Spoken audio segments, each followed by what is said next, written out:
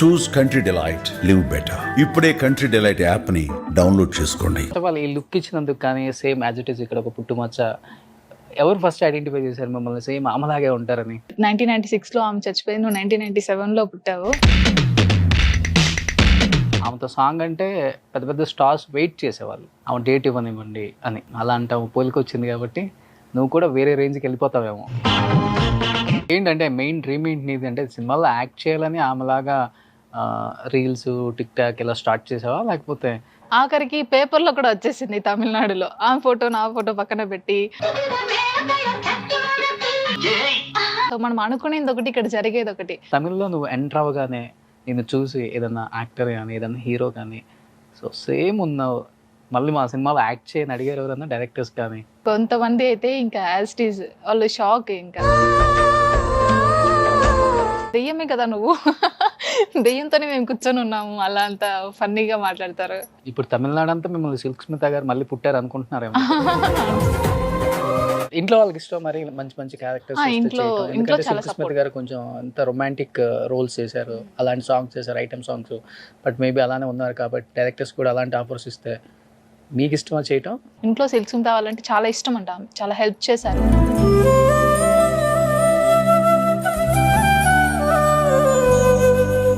But చాలా మంది directors కొంతమంది అప్పుడు స్టెప్ వేద్దాం అనుకున్నారు సిల్క్ స్మిత గారు బయోగ్రఫీ తీద్దామని. బట్ అలాంటి ఫేస్ దొరక్క చాలా మంది ఆ సాహసం చేయలేకపోయారు. ఇన్ కేస్ ఈ ఇంటర్వ్యూ తర్వాత ఎవరన్నా సిల్క్ స్మిత బయోగ్రఫీ తీస్తే మిమ్మల్ని లీడ్ రోల్ పెట్టి యాక్ట్ చేయమంటే రెడీయా? ఆ ఫేస్ వల్ల నేను చాలా బ్లెస్డ్గా ఫీల్ అయ్యాను. First of all Silk Smitha గారు పెద్ద పెద్ద స్టార్స్తో మంచి మంచి ఐటమ్ సాంగ్స్ చేశారు. అవునండి. బావలు కావచ్చు, అటు అమలాపురి, ఇటు పెద్ద మంచి మంచి సాంగ్స్ ఏవో ఉన్నాయి ఆమె. అలా ఇప్పుడున్న హీరోలతో మంచి ఐటమ్ సాంగ్స్ వచ్చి అలా అలా డ్రెస్సింగ్ వేసి చెయ్యాలి అంటే మీకు ఇష్టమేనా? ఐటమ్ సాంగ్ అయినా కానీ అంటే హాయ్ సిల్క్ స్మిత గారు, హౌ ఆర్ యూ? గుడ్ జై. మీరు ఎలా ఉన్నారు? నేను సూపర్ ఉన్నాను. నేను దేవుని కోరుకోగానే మిమ్మల్ని ప్రత్యక్షం చేశాడు కిందకి. ఎలా అనిపిస్తుంది ఇన్ని సంవత్సరాల తర్వాత కిందకి వచ్చారు? అంటే చాలా సర్ప్రైజింగ్గా ఉంది నాకు. చాలా మారాయి మొత్తం. సో మీ డాన్సులకి ఇప్పుడు డాన్సులకి మారిపోయాయి అంటారా? చాలా మారిపోయింది. అవునా? ఏం మారింది అంటే ముందు అప్పుడు మీరు ఎలా ఇచ్చేవాళ్ళు ఎక్స్ప్రెషన్స్ ఒకసారి చెప్పండి.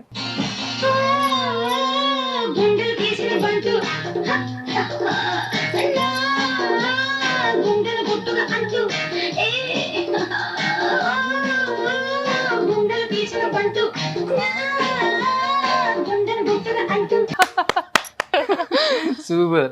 నిజంగా ఎంత ఎక్స్ప్రెషన్స్ ఇవ్వాలో అంత ఎక్స్ప్రెషన్స్ ఇస్తారు ఆమె కూడా. సేమ్ యాజ్ ఇట్ ఈస్ దేవుడు అలానే పుట్టించాడు మిమ్మల్ని.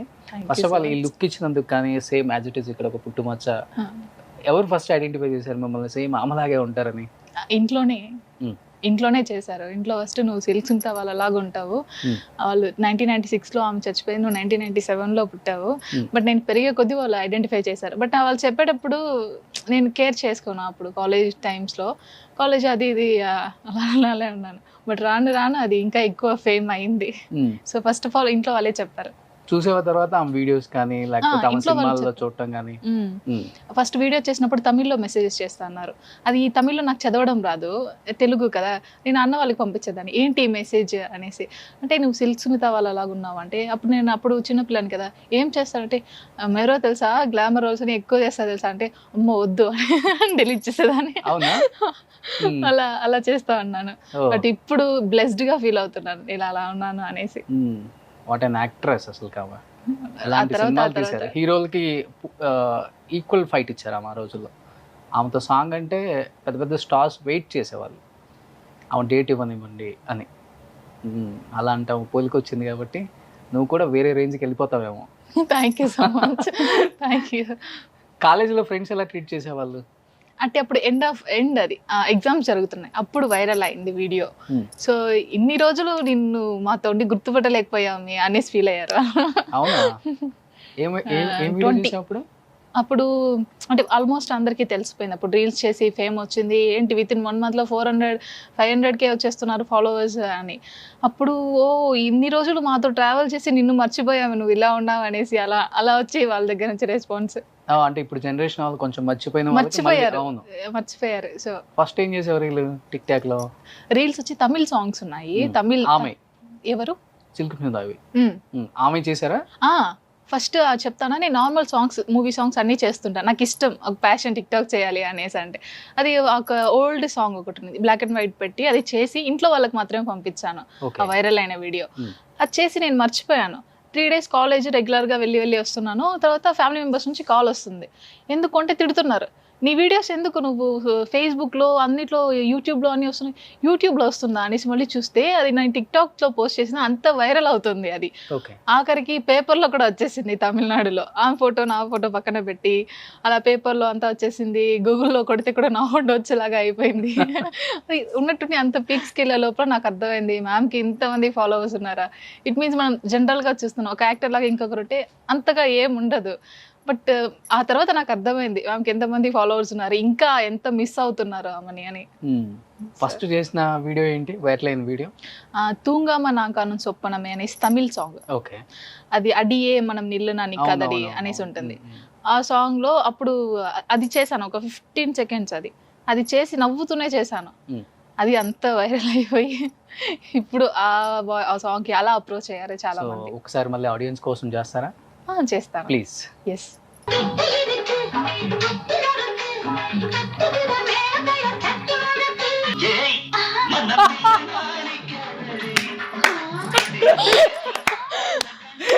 అనేది వైరల్ అయింది. ఇది ఒకసారి లాస్ట్ లో అన్నా నార్మల్ అనేది వైరల్ అయింది. ఒకసారి అన్నా కాదు, స్మైల్ కూడా సేమ్ యాజ్ ఇట్ ఈస్ దించేస్తున్నావు. అంటే ప్రాక్టీస్ చేసేవా లేకపోతే నేచురల్ అన్నా నార్మల్ గానే అంతే, వాయిస్ కూడా ఇలానే ఉంటది యాజ్ ఇట్ ఈస్ అంతే ఉంటుంది. ఓ, ఈ వీడియోతో వైరల్ అయిపోయావు ఇంకా? ఆ వీడియోతో చాలా వైరల్ అయిపోయింది. సో నా తర్వాత ఇంటర్వ్యూ ఇచ్చాను, మార్క్ యాంటనీ మూవీ అది అగ్రిమెంట్ అయిన తర్వాత అందరికి ఇంటర్వ్యూ ఇచ్చాను. తమిళ్లో ఒక 6 channels కి ఇచ్చుంటాను. ఇప్పుడు ఇది బిహైండ్ వుడ్స్ ఇంకా వస్తున్నాయి. ఓ సూపర్. ఏంటంటే మెయిన్ డ్రీమ్ ఏంటి నీది? అంటే సినిమాలో యాక్ట్ చేయాలని ఆమెలాగా రీల్స్ టిక్ టాక్ ఇలా స్టార్ట్ చేసావా లేకపోతే క్యాజువల్ గానే స్టార్ట్ చేశాను. బట్ ఇది ఒక లైఫ్ టర్నింగ్ పాయింట్ అంటారు కదా అందరికి, అలా నాకు ఇది ఒక టర్నింగ్ పాయింట్ లాగా వచ్చేసింది. సో మనం అనుకునేది ఒకటి, ఇక్కడ జరిగేది ఒకటి. సో ఇవే మనకి గాడ్ చూపించినప్పుడు వెళ్దాం అవే, ఎందుకంటే అదే చాలా మంది ఇష్టపడుతున్నారు, ఆమెని చాలా మిస్ అవుతున్నారు. ఓకే, నాకు హ్యాపీగా ఉంది. సో ఈ ఫీల్డ్ ఎంచుకున్నప్పుడు నాకు హ్యాపీగా ఉంది, నేను ఇది ఎంజాయ్ చేస్తున్నాను బాగా. ఇదే ప్రొఫెషన్ అయ్యేటప్పుడు will do. Okay. So Telugu ప్రేక్షకులే కాకుండా చాలా మంది హీరోలు ఆర్టిస్టులు కూడా ఆమె పెద్ద పెద్ద ఫ్యాన్స్ ఉన్నారు. ఆమెతో స్టెప్లు వేయాలని, ఆమెతో రొమాన్స్ చేయాలని అప్పుల్లో క్యూ కట్టేవాళ్ళంట హీరోస్. చెప్తుంటే వింటామే మేము కూడా. అలా తమిళ్లో నువ్వు ఎంటర్ అవ్వగానే నేను చూసి ఏదన్నా యాక్టర్ కానీ ఏదన్నా హీరో కానీ సో సేమ్ ఉన్నావు, మళ్ళీ మా సినిమాలో యాక్ట్ చేయని అడిగారు ఎవరన్నా డైరెక్టర్స్ కానీ? కొంతమంది అయితే ఇంకా యాజ్ ఇట్ ఈజ్ వాళ్ళు షాక్, ఇంకా నువ్వు మేకప్ తీసేస్తేనే నువ్వు ఇంకా ఆమెలా ఉన్నావు, నువ్వు అసలు మూవీలో మేకప్ వేస్తున్నారు. నాకు మేకప్ తీసిన వెంటనే ఒక మీట్ అవుతాం కదా అక్కడ, అయినప్పుడు నువ్వు మేకప్ తీసేస్తే ఇంకా యాజ్ ఇట్ ఈజ్ ఉన్నావు నువ్వు అనేసి షాక్ అయ్యారు వాళ్ళు. ఇట్ మీన్స్ మేకప్ వేసుకుంటే, కొంతమంది ఉంటారు కదా మేకప్ వేసుకుంటేనే ఆ లుక్ వస్తుంది అని, బట్ న్యాచురల్గానే అలా ఉన్నాను అనేసి చాలా మంది అడుగుతున్నారు. మళ్ళీ సినిమాలో తీసుకున్నారు. ఇప్పుడు చెప్పాలా అంటే గెస్ట్ రోల్ చేశాను, అది వచ్చి ఇప్పుడు కొంచెం సర్ప్రైజ్ గా ఉండనివ్వండి అనేసి. పెద్ద హీరోనే. ఓకే. సో లీడ్ హీరోతోనే చేశాను అండ్ చేస్తున్నాను, ఇంకా అప్కమింగ్ ప్రాజెక్ట్స్ వస్తున్నాయి. సో చేద్దాము. ఇదే సింగుస్మిత గారి గెటప్? సేమ్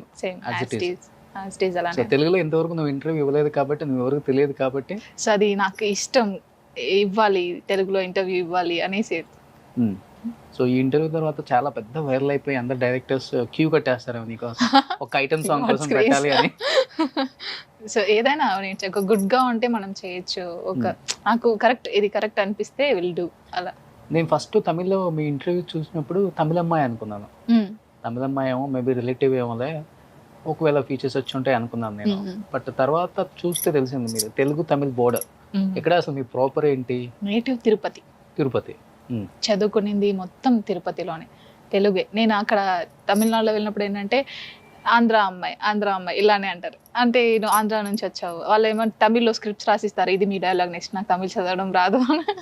అందరూ మీరు ఆంధ్రానా, అప్పుడు వాళ్ళు కూడా ఏమంటే నేను చెన్నై అనుకొని ఉన్నారు. ఓకే. సో నా ప్రాపర్ ఆంధ్ర అనేసి తర్వాత వాళ్ళకి తెలుసు. ఇప్పుడు తమిళనాడు అంతా మిమ్మల్ని సిల్క్ స్మిత గారు మళ్ళీ పుట్టారు అనుకుంటున్నారేమో. అలానే వచ్చింది. పెట్టారా, రియల్ గా వచ్చిందా? ఇది ఫస్ట్ దీనికి ఒక ఎక్స్ప్లెనేషన్ ఇవ్వాలి. ఇది రియల్ గానే ఉంది. నేనేంటంటే ఫోన్ లో ఇలా పెట్టించేస్తాను, అదేంటండి రైట్ హ్యాండ్ సైడ్ ఉంది తర్వాత లెఫ్ట్ హ్యాండ్ సైడ్ వస్తుంది, ఇది నాకు ఉండేది యాక్చువల్ లెఫ్ట్ హ్యాండ్ సైడ్. మనం ఫోన్ క్యామ్ పెట్టేటప్పుడు అది రైట్ హ్యాండ్ సైడ్ కనిపిస్తుంది, ఫ్రంట్ క్యామ్ పెట్టేప్పుడు. మీరే పెట్టుకున్నారా అని కూడా అడుగుతారు. అయ్యో దీన్ని తీసేయాలని కూడా చూస్తున్నాను, ఇది నాకు పోవట్లేదు, ఇది ఒరిజినల్ అనేసి అంటున్నాను. సో యాక్టింగ్ మీ మెయిన్ ఫ్యాషనా, లేకపోతే చెయ్యాలి కాబట్టి ఆఫర్స్ వస్తున్నాయి కాబట్టి చేస్తున్నారా? ఆఫర్స్ వస్తున్నాయి ఆటోమేటిక్గా, సో నేర్చుకోవాలి చెయ్యాలి అని అనిపిస్తుంది. తెలుగులో మీ ఫేవరెట్ హీరో ఎవరు? తెలుగులోనా, నాకు చిన్నప్పుడు రామ్ చరణ్ గారు అంటే చాలా ఇష్టం. నేను ఫస్ట్ స్టేజ్ పర్ఫార్మెన్స్ చేసింది చిరుత మూవీలో. అప్పటి నుంచి ఆ సాంగ్ ఇప్పుడు కూడా వింటుంటాను. చమ్కా చమ్కా సాంగ్ ఉంది కదా, సో రామ్ చరణ్ గారు అంటే చాలా ఇష్టం నాకు. ఏం చదువుకున్నారు మీరు? MBA. అసలు మీ పేరు అడుక్కుని ఇంటర్వ్యూ చేశాను తెలుసా? విష్ణుప్రియ